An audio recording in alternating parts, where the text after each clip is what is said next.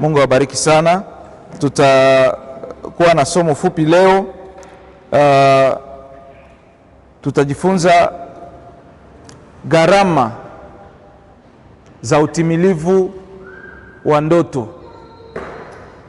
Gharama ambayo mimi na wewe tunatakiwa tuilipe ili kuhakikisha kwamba ndoto zako, ndoto zangu, ndoto zako kwa ajili ya familia yako, ndoto zako kwa ajili ya kazi yako, kwa ajili ya biashara yako, kwa ajili ya watoto wako, ili zile ndoto ziweze kutimia, kuna gharama ambayo tunatakiwa kulipa. Haleluya. Mara nyingi tunakuwa na mandoto kubwa. Mara nyingi tunafikiria mambo makubwa, tunatarajia mambo makubwa. Tunakuwa na ndoto ya kutimiza vitu vikubwa sana. Lakini mara nyingi hatuko tayari kulipa gharama ili zile ndoto ziweze kutimia. Nikwambie ya kwamba Biblia inasema kila mtu anavuna kile ambacho anapanda. Kile ambacho unapanda, na Biblia inasema anayepanda kwa machozi, anayepanda kwa uchungu, atavuna kwa kelele za shangwe. Kwa hiyo wakati unatarajia kitu fulani, wakati unataka ufike eneo fulani, ukitaka uwe mtu fulani, kubali pia kulipa gharama ya kulingana na kile ambacho unataka uwe kesho. Usitamani mtu kwa kumuona, haujui amelipa gharama gani. Usitamani kuwa kama mtu. Ukitamani kuwa kama mtu fulani, ukitaka uwe kwa nafasi ya mtu fulani, kubali pia kupitia njia ambayo ililipa, sababu hakuna aliyefika mahali bila kulipa gharama yoyote ile. Haleluya, haleluya.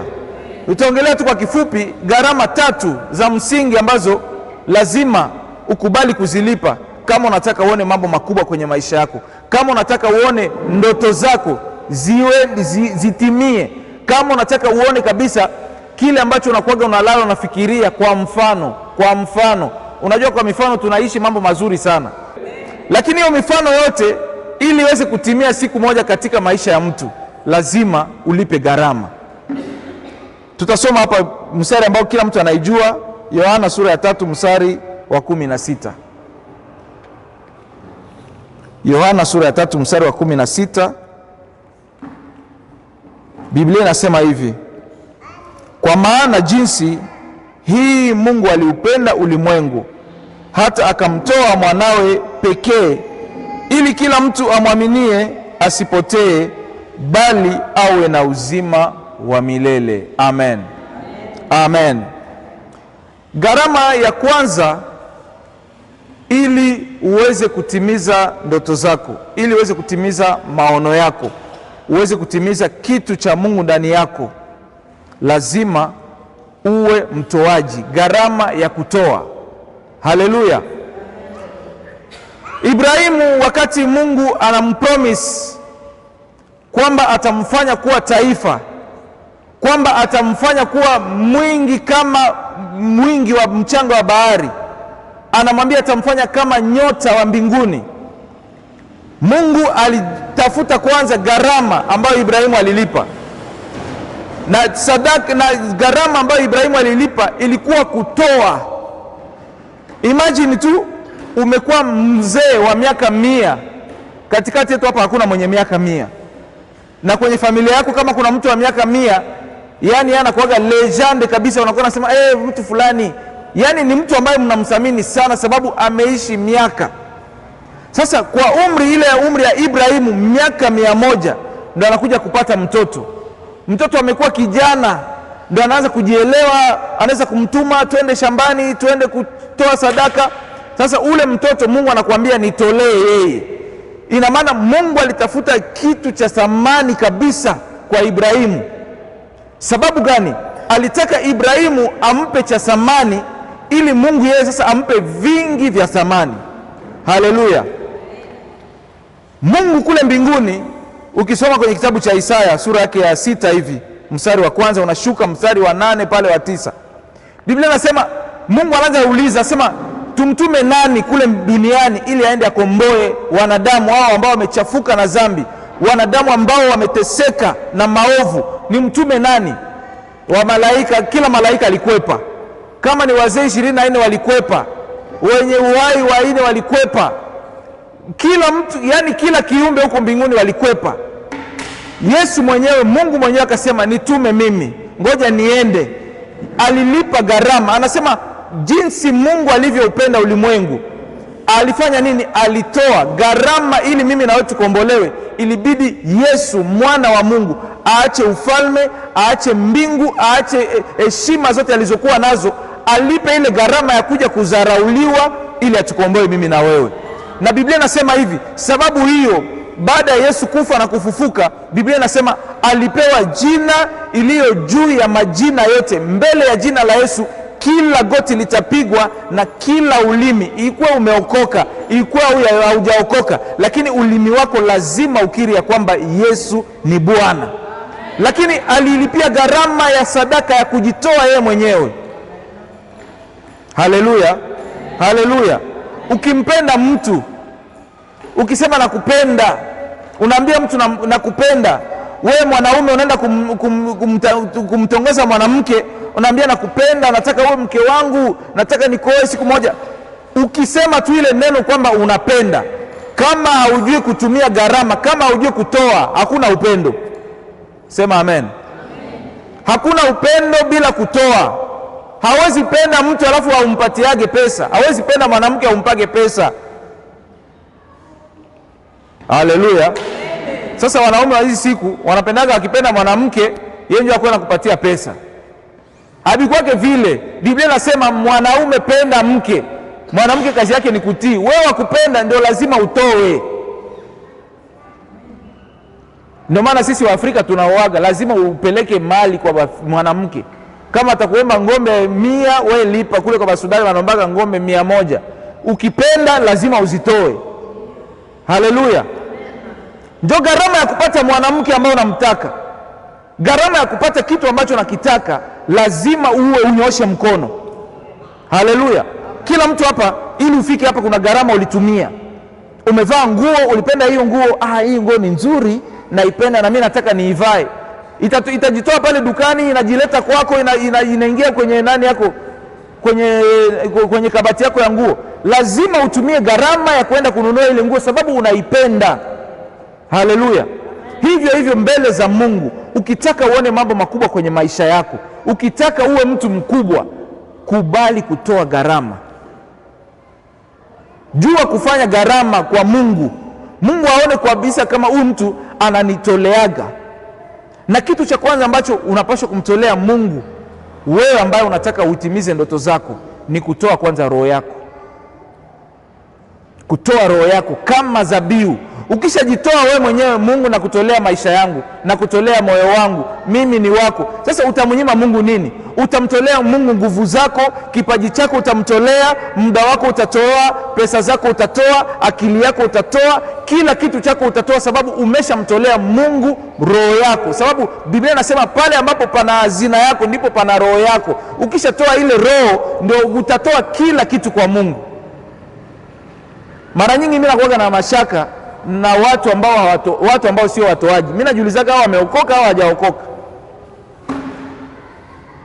Haleluya. Mseme amen ya bien. Yaani mimi nasema hivi, mimi nakuwa najiuliza, ukiona kanisa kwa mfano ya watu 100 wanatoaga 1,000,000, na kanisa ya watu 200 wanatoaga 50,000, 50,000. Wanani wapi wameokoka hapo?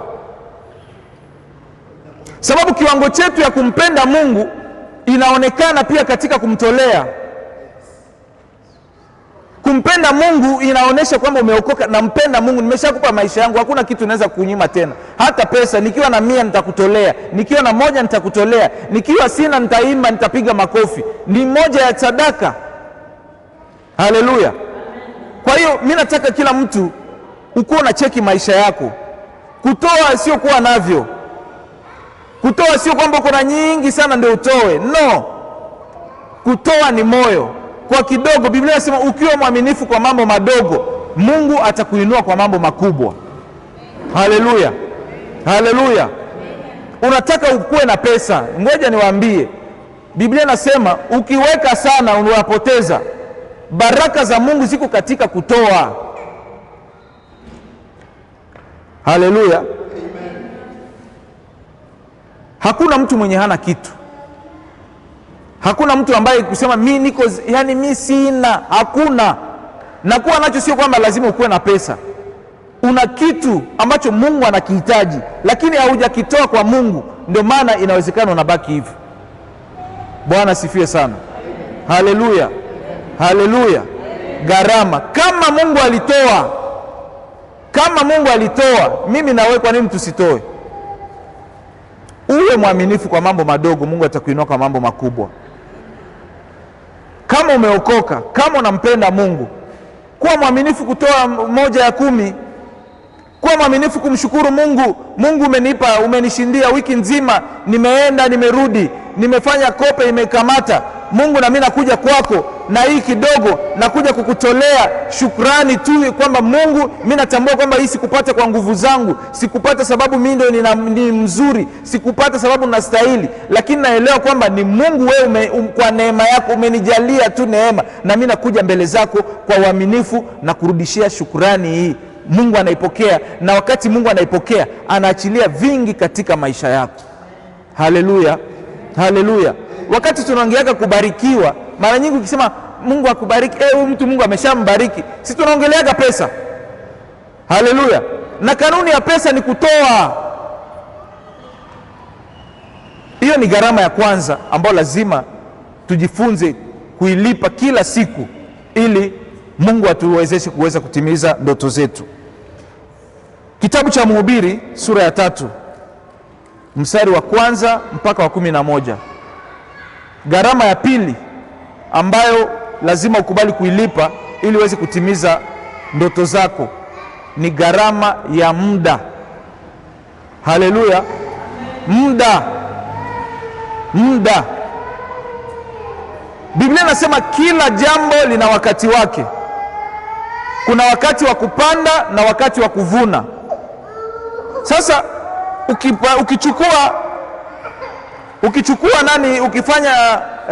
ukiweka kwenye mstari hivi wakati wa kupanda na wakati wa kuvuna, hapa katikati kuna muda wa kusubiri. Haleluya. Kuna muda wa kusubiri, na mavuno inategemea na mbegu gani ulipanda. Mavuno inategemea na mimea gani ulipanda. Mtu ambaye alipanda maragi, kuna muda wa kuvuna ambao ni tofauti na yule ambaye alipanda viazi. Muda wa kuvuna mti wa avoka ni tofauti na mti kama wa mapera. Kwa hiyo ile muda ndio mara nyingi inakuwa inatupa watu wengi na inafanya kwamba watu wasiwezi kufikia ndoto zao, sababu ya kushindwa kulipa gharama ya muda. Haleluya. Haleluya. Kuna Biblia inasema kila jambo na wakati wake kwenye maisha ya mtu. Unajua shida, wakati mtu mwingine anaweza kuwa kwenye muda wake wa mavuno, wewe unataka uwe kama yule ambaye yuko anavuna. Haujui kwamba yeye alikuwa na muda wa kupanda. Wewe kubali kuchukua muda wako wa kupanda ili ufikie pia kwenye muda wako wa mavuno. Bwana sifiwe sana. Muda wa kila mtu, mimi na wewe hapa, kila mtu alikuja duniani kwa muda wake. Hakuna mtu ambaye alisema kwamba mimi na fulani tulikujaga muda mmoja. Hata kama mlikuwa mapasa, mlikuwa kwenye tumbo wote wawili, mwingine anatokaga wa kwanza na mwingine atatoka wa pili. Hivyo hivyo katika maisha, kila mtu ana muda wake ambao lazima akutane na mafanikio yake. Kila mtu ana muda wake ambao Mungu anaamua kutimiza ndoto zake. Kwa hiyo wewe, kitu cha kufanya ni kuenda kwa muda wa Mungu na kuacha kwamba Mungu atimize ile ndoto zako, atimize kile kitu chako kwa muda wake. Bwana sifiwe. Haleluya. Wanasemaga hivi, haraka haraka haina baraka. Ukitaka kitu ambacho ni kweli, Mungu anaweza kuwa amekuahidi kitu. Mungu anaweza kuwa amekuahidi utaenda fasi fulani, amekuahidi utakuwa mtu fulani, utafanya jambo fulani, lakini hilo jambo litafanyika tu kwa muda ambao Mungu alaamua yeye mwenyewe. Ukitaka ifanyike kabla ya muda, hakitafanyika. na kinaweza kufanyika, lakini hakitafanyika vizuri, sababu kilifanyika si kwa muda ambao Mungu aliamua. Kwa hiyo kuwa na subira, subiri muda wa Bwana wa kufanya jambo katika maisha yako. Haleluya, haleluya. Mungu amekuahidi vitu vingi, lakini Mungu ndo ana muda wa kile kitu kutimia katika maisha yako. Hakunaga kursi ya maisha kusema kwamba sababu fulani amefanya hivi leo na mimi ni lazima nifanye hivyo. Hakuna. Yeye amefanya hivyo leo, sawa, na wewe kesho utafanya cha kwako kwa muda ambao Bwana ameamua mwenyewe. Gharama ya muda. Ukipanda, subiri muda wa kuvuna. Usitaki kuvuna kabla. Utavuna kwa muda, sababu ukivuna kwa muda ndio utavuna matunda ambayo ni mazuri, matunda ambayo utakula unaenjoy, sababu ni on time. Haleluya. Tuko naelewana? Tunaweza kushangilia Yesu kama tuko pamoja. Muda, kila jambo lina wakati wake. Mungu anafanya kila jambo njema. Biblia inasema kila jambo njema Mungu analifanya kwa wakati wake. Tukubali kuchukua muda, tukubali kukuwa na subira ili Mungu afanye kitu chake kwa muda wake. Watumishi wa Mungu wengi tunapotezaga kitu cha Mungu, tunapotezaga nafasi, tunashindwa kufanya mambo makubwa sababu hatujui pia kuvumilia, kusubiri muda wa Bwana wa kitu fulani. Zaidi sana waimbaji. Mwimbaji anaweza akawa leo hapa ameanza, si ndio kanisa tunaanza, anakuja leo anaanza kuimba, mwaka inaweza isha aone mbona hivi aone clear, wakati wewe uko nasema kwamba lazima niruke tena niende sehemu nyingine. Kumbe yani unapoteza muda, unaenda kuanza tena upya wakati ulikaribia zile ambazo baraka ambazo Mungu aliamua aachilie kwenye maisha yako. Sababu gani? Ulishindwa kusubiri utimilivu kwa muda wa Bwana. Kwa hiyo wewe unakuwa mtu wa kuanzaanza kila siku, wa kuanzaanza kila siku. Haleluya, haleluya. Tuwe na subira, tusubiri Mungu afanye jambo kwa wakati wake, na Mungu akifanya kwa wakati wake ndio inakuwa kitu cha baraka, inakuwa kitu cha furaha, inakuwa faida kwako na kwa watu wengi, sababu ni baraka na ni muda wa Bwana. Bwana sifiwe sana. Tusome kitabu cha Wakorinto wa kwanza sura ya kwanza. Wakorinto wa kwanza sura ya kwanza mstari wa 10 na ule wa 11. Hapo tuko naangalia gharama ya tatu ya kulipa ili tuweze kutimiza maono yetu. Basi ndugu, na wasihi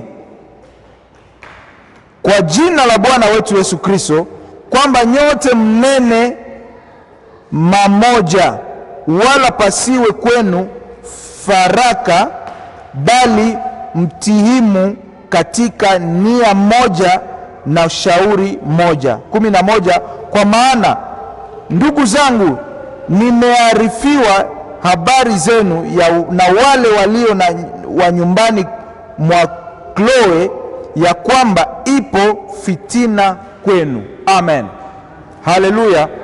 Gharama ya tatu ambayo lazima tulipe mimi na wewe ili tuweze kutimiza ndoto zetu ni mahusiano mazuri. Haleluya, kutunza mahusiano.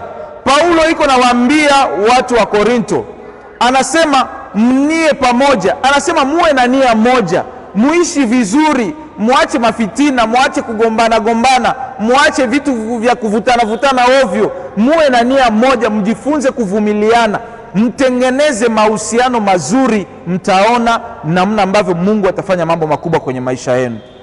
Haleluya. Unajua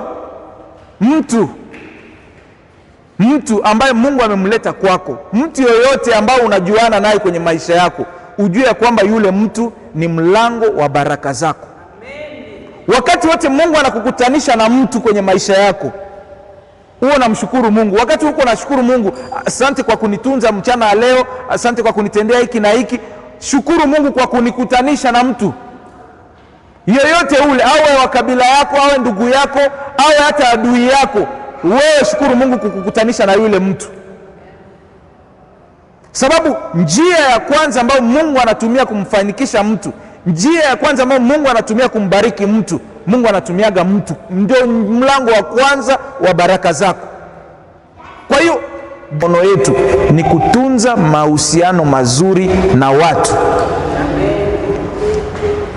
Yaani kitu ambacho sitatamaniaga kusikia hata siku moja kwenye hii kanisa ni kusikia fulani na fulani waligombana, fulani na fulani hawaongeage, fulani na fulani. Yaani nitawaona watu wa bure sana ambao hamna maono, hamjielewi na hamtaki hata kubarikiwa.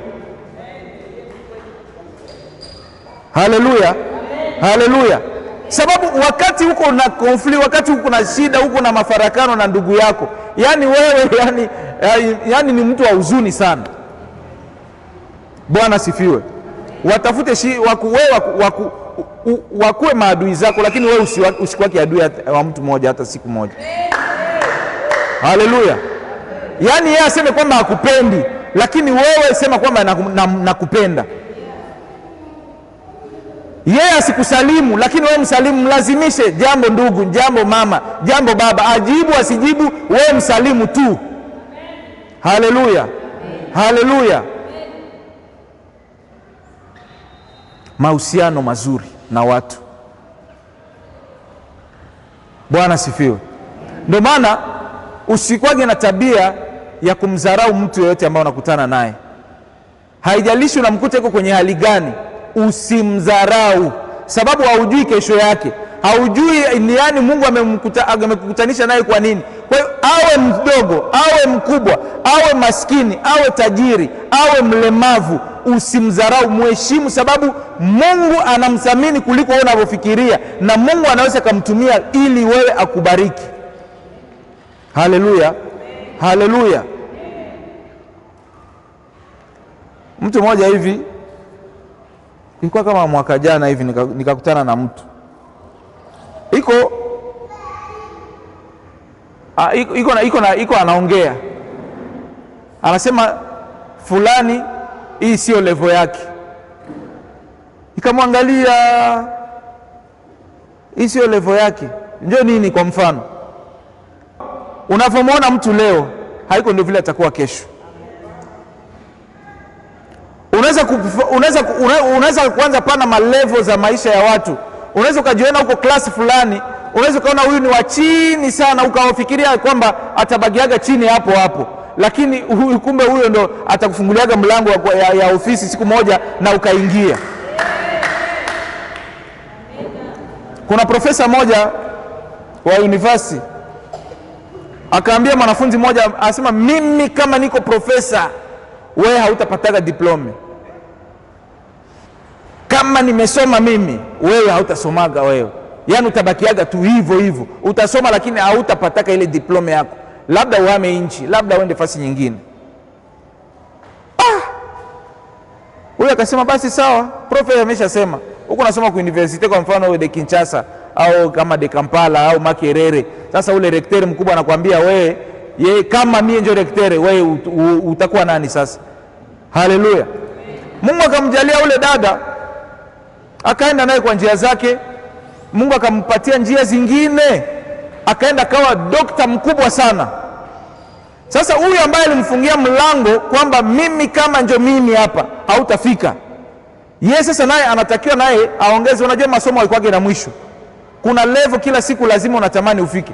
Naye alikuwa anaendelea kusoma, naye anatafuta diploma zingine. Sasa ili naye aipate, anaenda kutana na ule msichana ambaye alimfungiaga mlango huku. Yeye ndio anatakiwa asaini sasa hapo ili naye apate kile cha kwake. Anaenda mkuta, sasa inakuaje?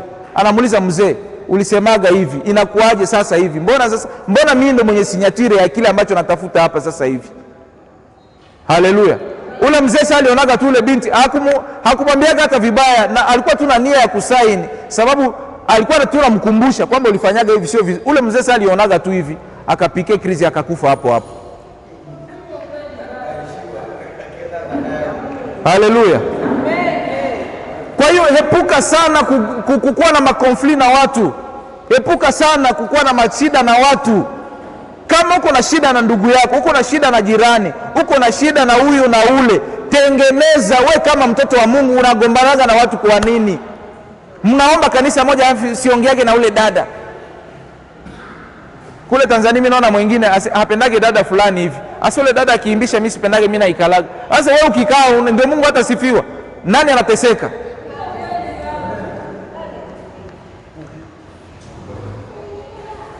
Haleluya. Gharama ya mahusiano, kutengeneza mahusiano. Hautakaa kubariki ukikuwa tu mtu wa makonfli. Utakosana na mfanyakazi, uko na utajiri, sababu una domo, una mkali sana, wafanyakazi watakukimbia na vitu vyako vitaharibika. Tujifunze kujipatanisha na watu. Haleluya. Tujifunze kujipatanisha na watu. Usimuone mtu mtaani ukamwona haujui ni nani wa kesho. Bwana sifiwe sana. Haleluya. Yaani wewe kusave namba ya mtu kwenye simu yako na kila siku akikuita wewe unakuwa unauliza nani? Mtu amekuita mara 2, si save namba yake. Nani? Unaulizaga wewe kila siku. Ipo siku utatafuta hiyo namba, utaitafuta, utaikosa. Sababu ulikuwa na dharau kila siku nani. Save hiyo namba.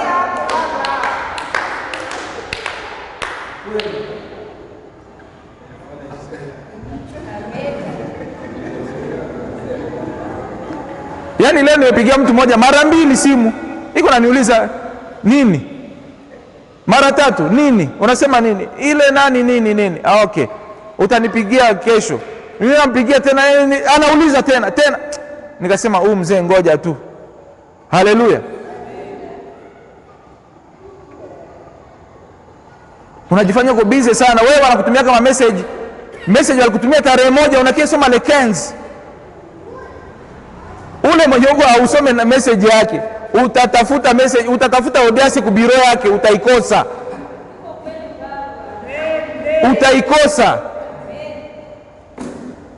Treat mtu kama mtu, sababu huyo mtu Mungu anamthamini. Wewe ni nani usimthamini ule mtu? Bwana sifiwe sana. Haleluya. Yaani mimi nikiwaonaga hapa, mimi naonaga, yani nasikia fahari, najisikia kuwa mheshimiwa. Haleluya. Sababu najua kesho yenu ni tofauti sana na leo. Najua kesho nyinyi ndio mtakuwa mnanilipia matiki. Mzee enda kwanza Dubai, ukule kwanza bata ya siku 4. Mfanya hivi. Yaani nyinyi ni watu wa thamani sana. Bwana sifiwe. Ambia jirani yako, wewe ni mtu wa valere sana kwangu. Wewe ni mtu wa maana sana kwangu. Tungali watu sekanti humu. Hauna namba ya mtu. Hakikisha unatoka humu na namba ya kila mtu mwenyeko humu, na uko unampigia, unamsalimia.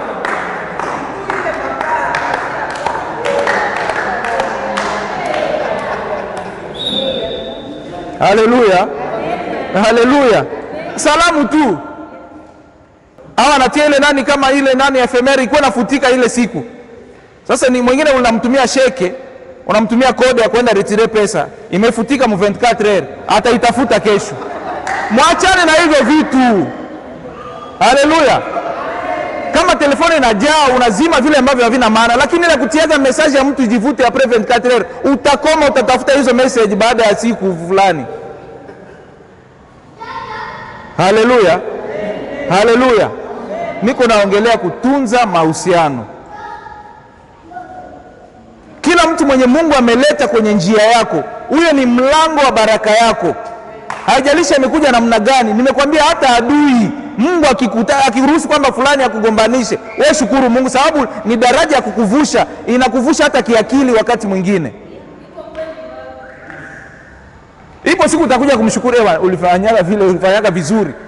Pale umeshasahau, sababu ilikuwa uchungu wakati fulani inakuwa faida, utashukuru Mungu. Haleluya. Haleluya. Ukisikia historia ya watu ambao wamefanya vitu vikubwa kwenye hii dunia, hakuna mtu ambaye alianzaga vizuri. Wote walitokeaga zero, Mungu akawafanya mahero. Kwa hiyo usione ule ambaye yuko zero, kesho inawezekana ndio hero wako. Haleluya. Bwana sifiwe sana. Mungu abariki neno lake kwa jina la Yesu Kristo.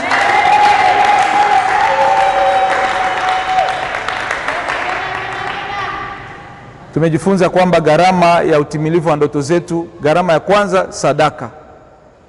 Usiwe shishe, usijibanebane.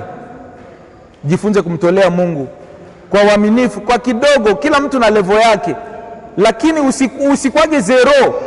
Na kutoa sio tu kutoa kanisani. Jirani yako asilie mateso na uko pale uko na uwezo wa kumsaidia.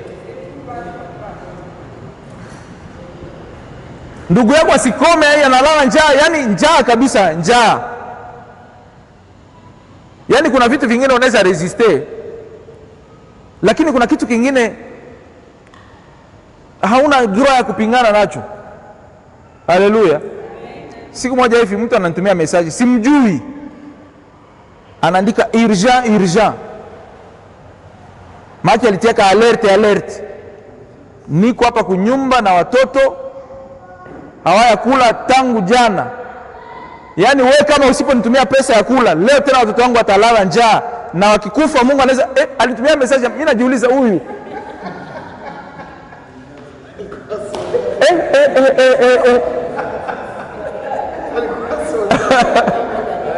nikasema huyu mara hii maki asha ni kondane huyu.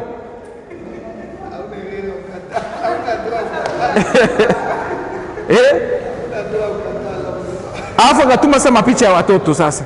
Gisi wako pale nyumba huzuni akazituma. Nikasema hizi megasi angenunua hata kanani. Nikamuita. Mbona mimi sikujui? Binakuwa yasi, mimi najua gisi kwa pastor. Nilipata namba yako kumtandao. Kwa hiyo antuka hali ni mbaya sana mzee, unaona na kwani niko nasikia watoto wako nalia pale. Nilikuwa na mtoto wangu mposhi, nikasema ngoja nikusukumie mobile money. Haleluya. Sasa baada ya muda tukalakia kutana naye. Simjui tulikutana naye kama wapi hivi, kwa sehemu kama kwa concert, kama ilikuwa fete hivi. Tukakutana naye. Habari mzee. Mimi ndio unakumbuka ile siku imepita kama mwaka mzima hivi ndio tunakia kutana, na nikumbusha. Bwana Mungu akubariki sana ndugu yangu. Antuka ile siku nilikuwa vibaya, lakini hapa sasa hivi nina kazi, Mungu amenibariki. Antuka basi unaona mimi natumika ofisi fulani, alikuwa anatumika airport, sasa shapata kazi airport. Unaona? Sasa mimi nikishuka airport, hata kama na mizigo ambayo ningelipia, sikuwa nailipia tena sababu ya ule ndugu. Haleluya. Kwa hiyo kuwa sensible kushida ya mwenzako.